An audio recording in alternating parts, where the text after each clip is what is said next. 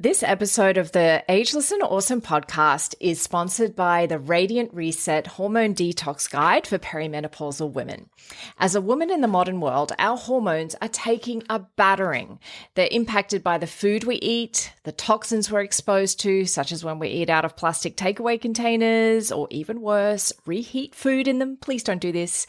If you're handling FPOS receipts, filling the car with fuel, eating non-organic produce that hasn't been washed effectively, plus so much more things add to our toxic load every day. Even though our bodies are designed to effectively manage toxins, they haven't evolved as quickly as our toxic world has, unfortunately. So our body does need support. Symptoms such as stubborn weight gain, fatigue, disrupted periods, irritability, and gut health issues can be a sign that you'd benefit from a gentle detox. And that's why I developed the Radiant Reset Hormone Detox Guide for Perimenopausal Women. This free guide has an abundance of information to get you started on your very own DIY detox. And if you'd like to upgrade to VIP, it's only $47 for a limited time. I used to sell this program for $247. The upgrade gives you the recipes, including plenty of plant-based options, the meal planner, the shopping list template, the video workshop, and so much more. Click the link in the show notes to learn more now. Take care of your hormones. They are a critical part of your health as a woman. Hi, I'm Susie Garden, and this is the Ageless and Awesome podcast. I'm an age-defying naturopath and clinical nutritionist, and I'm here to bust myths around women's health and aging so that you can be ageless and awesome in your 40s, 50s, and beyond. The Ageless and Awesome podcast is dedicated to helping women through perimenopause and menopause with great health, a positive mindset, and outrageous confidence. Hit subscribe or follow now, and let's get started. Hello, gorgeous one, and welcome to Q&A Thursday with me, Susie. And I wanted to do a follow-up to Tuesday's podcast ep where I talked about this new study in relation to intermittent fasting and heart health. And one of the points I brought up was about weight loss with intermittent fasting. And I was a little bit kind of sketchy on the details. So I thought I would dredge up the study because I didn't actually like the way that came across. And I just wanted to confirm a few things about weight loss and intermittent fasting. So this study that I was referring to, I found it, and it was published in September 2020 in the Journal of the American Medical Association in the Internal Medicine variation, I guess, of it. So that JAMA, Journal of American Medical Association, is actually a very well-respected journal. And they did a study, and this was the University of Hawaii in conjunction with the University of California and it was a cardiologist involved as well as a cancer researcher. And they were looking at, because there hasn't been a lot of studies looking at weight loss with intermittent fasting, they wanted to have a look at that. So this is called the TREAT trial, and it was it was a prospective randomized trial, which is what you want. You want it to be a trial where they're looking forward, and they were looking at people that had a BMI of 27 to 43. So they were in the overweight and obesity category. And these people, they were split into two groups. One group was given an intermittent fasting regime. So that was a 16-8. So we're eating for 8 hours a day, fasting for 16. And the other group was given 3 meals a day. Now, they weren't given a lot of structure around what their food intake was to actually be. So it wasn't like they were given a personalized meal plan or anything like that. It was more that they were allowed to eat as they wished during their hours. So with the group that was instructed to eat 3 meals a day, they were allowed to snack between meals. With the group that were doing the intermittent fasting, they could eat however they wanted between 12 p.m. and 8 p.m. every day.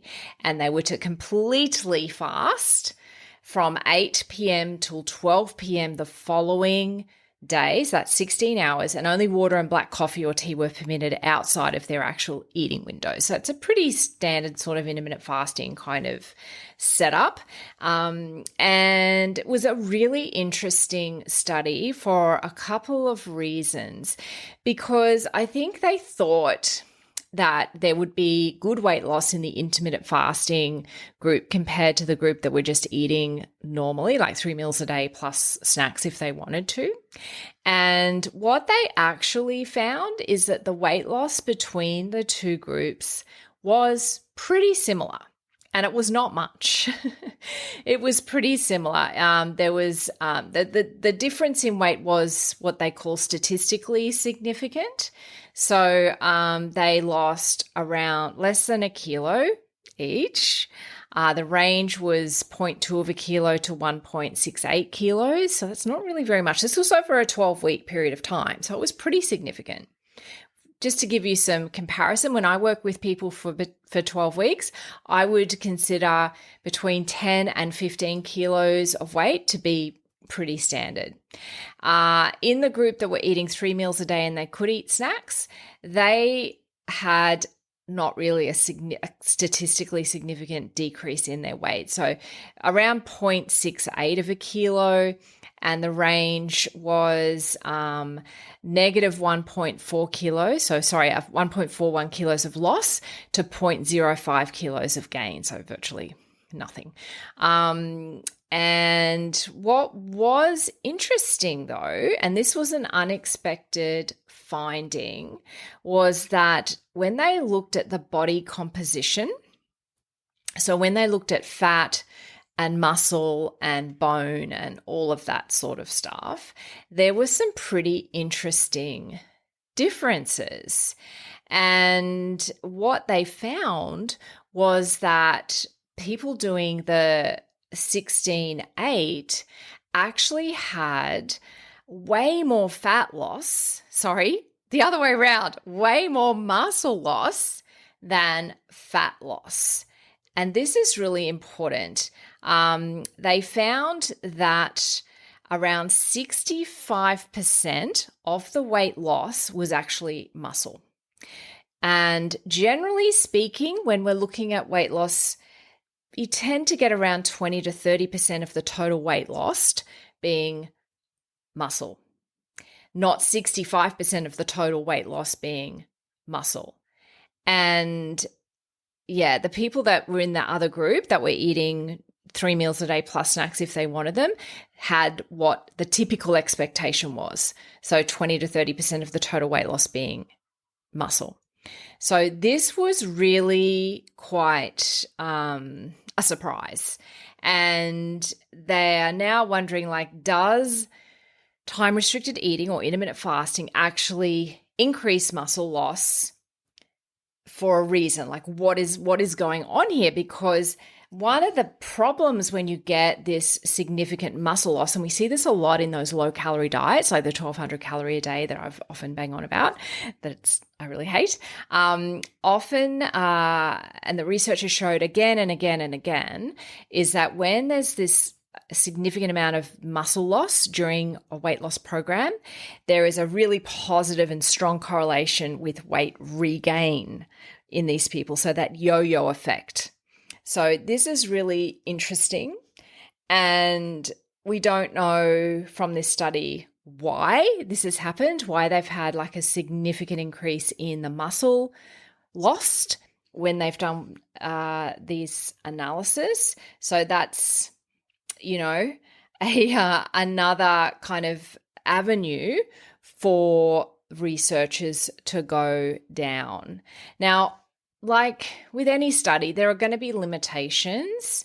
And some of the limitations that they've talked about is they don't have self-reported measures of energy or macronutrient intake. So macronutrients are your carbs, protein, and fat, and energy is your calories. So they didn't get people to measure calories and get people to measure their macros. And so they don't know whether that maybe should have been done, that maybe that would give a little bit more of a standardization between the two groups if they know that the macros were similar, if they know that the calories were similar and they still got that big reduction in the muscle, then that might make a little bit more sense, but they don't have that information. So they considered that a bit of a limitation of the study because we don't know if that was actually what happened there in terms of the difference in their food intake, particularly protein. And they're sort of postulating that perhaps that excess lean muscle loss was because the protein intake during the intermittent fasting wasn't enough for the body's needs. So it's really important to look at all of these other factors. So again, they're kind of saying, well, we need to do more study, which is exactly, what research is all about. We want to repeat the outcome over and over and over again. That's when you know that something's been proved. But I thought it was really interesting because I would have expected possibly for the intermittent fasting for there to be some weight loss, there to be some given the positive research in the longevity space and in a number of other things. I thought that you would have been expecting a more positive result, but there wasn't. So there's still, I think, in terms of what I have seen and read, that the 3 meals a day, no snacks, is still getting us into fat burning zone. We know that this will burn fat preferentially to muscle tissue, because what we are not wanting, particularly when you're a woman in perimenopause or postmenopause, where you're already in a state where your muscle, it's so difficult to keep your muscle mass, that we want to retain as much muscle as possible for our long-term health and well-being, that having 3 meals a day, no snacks still seems to be the gold standard. So I hope that's been useful to you. If you've liked this episode, please subscribe, write me a review. I would love that. I hope you're having a good day, and I will see you next Tuesday. Thanks so much for joining me today on the Ageless and Awesome podcast. If you liked today's episode, make sure you click the little plus button if you're on Apple Podcasts, or the follow button if you're on Spotify, so that you get each new episode delivered to you every single week. If you like free stuff, then head to the show notes and click the link to receive my free Radiance Reset Hormone Detox Guide for perimenopausal women. Or if you'd like to continue the discussion, head over to Instagram and DM me at Susie Garden Wellness. I'd love to connect with you.